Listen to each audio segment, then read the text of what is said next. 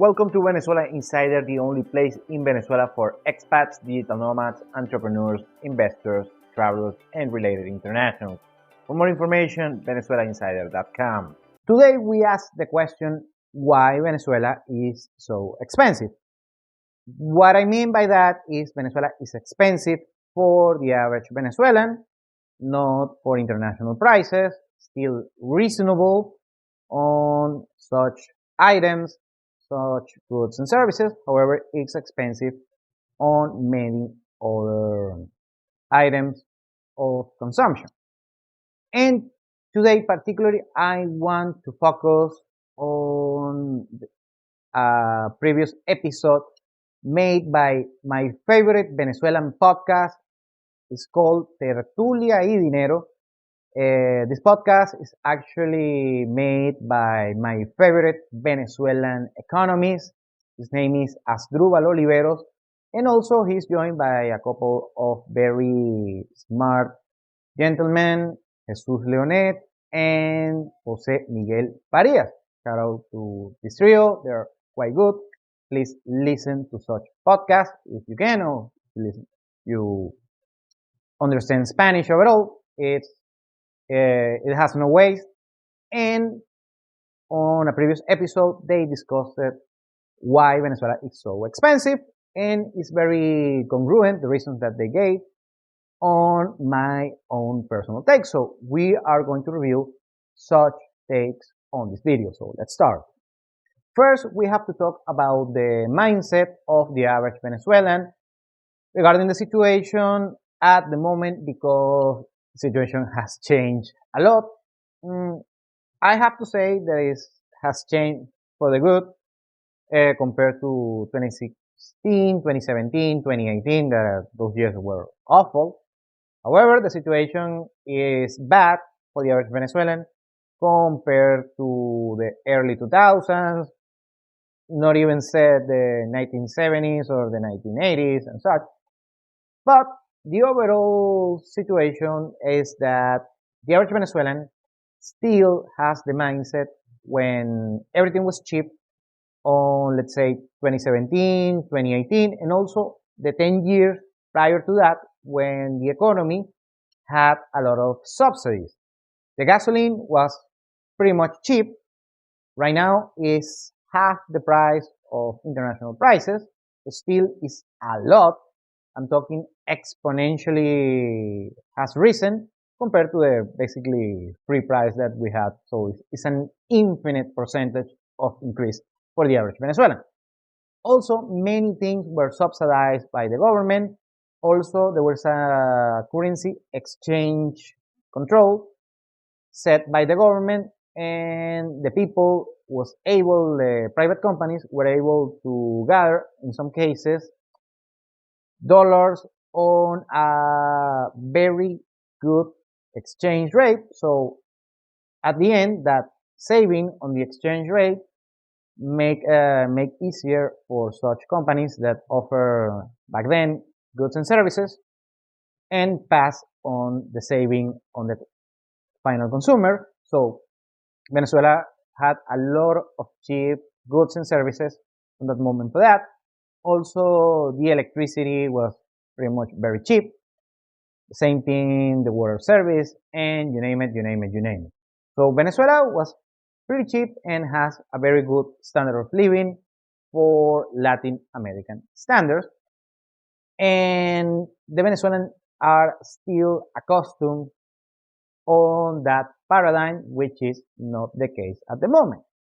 At the moment, many things are expensive because those subsidies were removed by the government, and also there is more of the private sector that has to do things and has a lot of issues providing such goods and services, and that's one of the reasons why Venezuela is more expensive for the average Venezuelan compared to just a decade ago or so.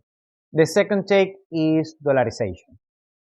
What happened is Venezuela, well, you already know that, is that we have hyperinflation on the past decade, and until just a couple of years ago, that's De facto, it's a nominal hyperinflation. However, since 2018, the Venezuelan economy is being de facto dollarized, and that brought a lot of good things, especially the price stabilization and also stability for private businesses and private endeavors overall in order to establish a strategy and maybe going longer term instead of just thinking on day by day terms. That's for one hand. For the second, for the bad situation about dollarization is everything became expensive because before dollarization, what we had is there was a discrepancy between the inflation rate and also the exchange rate. I'm talking the real exchange rate, not the one set by the government. So on this discrepancy, on this spread, you might find some opportunities to do arbitrage that right now is being eliminated. So you have to pay full price for everything. And also, since the country has been becoming more expensive, that's a vicious cycle. And I'm talking inflation denominated on USDs that is high. Also, you have to remember that on 2018, Venezuela was dirt cheap. Everything was very cheap on US prices, on US dollar prices. However, on Venezuelan prices, people were still struggling, but that created the incentives in order to offer more goods and services. So you have to take one thing with the other. The third thing I have to mention, that's my favorite take on this podcast, is inefficiency. And the quote from Asdrúbal Oliveros is that Venezuela is expensive because Venezuela is very inefficient. That's why it's so expensive. And I totally agree. What happened is with everything from the economy, a lot of the economy was wiped out on the past decade. I'm talking an 80% GDP collapse. So that created a lot of issues regarding infrastructure, supply chain, offer of goods and services, and a lot of hoops, hurdles, and frictions overall that creating this whole draconian situation. Right now, on the past few years, since the past few years, sorry, the incentives in order to maybe take a bet again on the country has increased. So we are having more of an offer of goods and services, still expensive, still inefficient, and probably it doesn't cover the whole necessities of the entire population. But I believe that we are still on a good track compared to what we had on 2017, 2018. Also, you have to mention the profit margin. In Venezuela, private businesses are accustomed to get high profit margins compared to many other places around the world, let's say the United States, where usually what you want is scale, selling a lot in order to get a small profit. Here in Venezuela, the supply is way more limited and the average entrepreneur, empresario, business owner, what he or she wants is just selling a handful of stock or a handful of an offer of goods and services and getting a high profit margin because for one hand you need to get high margins in order to do some coverage to hedge your bets here, your initial investment here in Venezuela. However, this can be counterproductive because the market, the demand side, many times cannot cover high prices and can handle these high profit margins. We also have to mention infrastructure. Venezuela is not like it has this, sub-Saharan infrastructure, but still is a little bit weak compared to the Latin American standard, or at least, these big Latin American countries like Mexico or Argentina or Chile or some parts of Brazil, where the infrastructure right now in Venezuela is lacklusting compared to such markets. and that creates some issues regarding supply chain, logistics, transportation, also the services, the electric bill, energy, water supply, internet supply, although they're being slightly increasing the quality on such services, still it is lacklusting, and that affects the final consumer price. Other big take from this podcast is scale economy.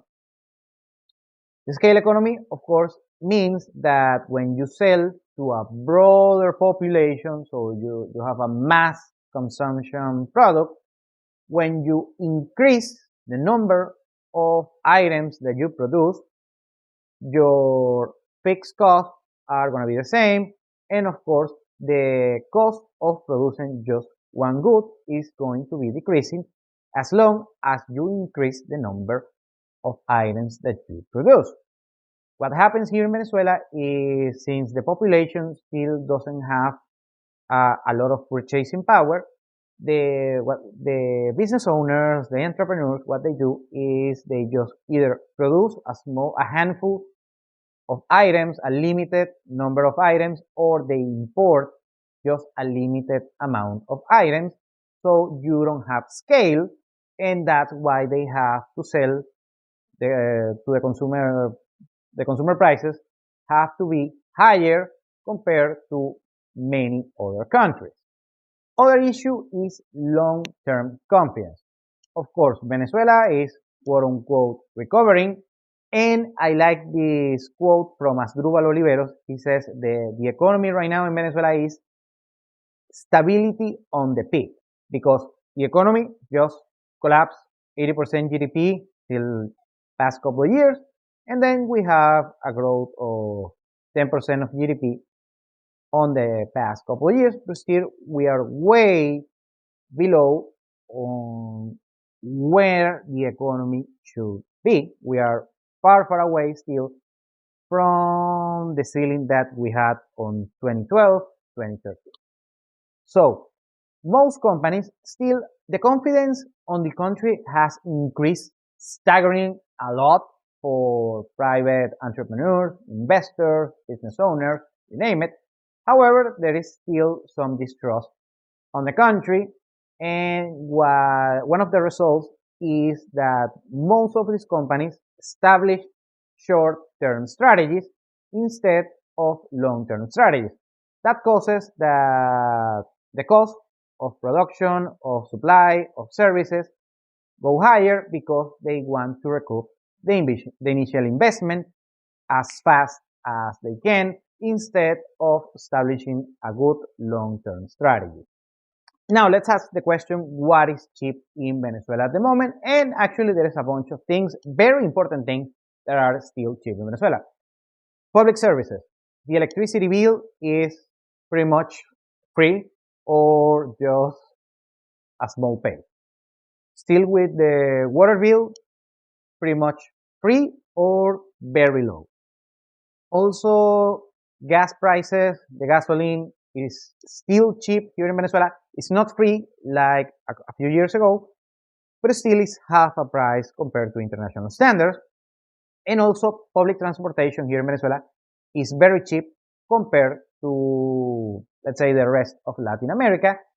And also, you can use ride sharing services like Uber here in Venezuela. Of course, we have other companies that do the same thing as Uber and Lyft and such.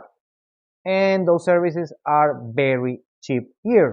$2, $3, $5, depending on the distance and such. But still, we have many cheap things in Venezuela. And also, you have to mention housing.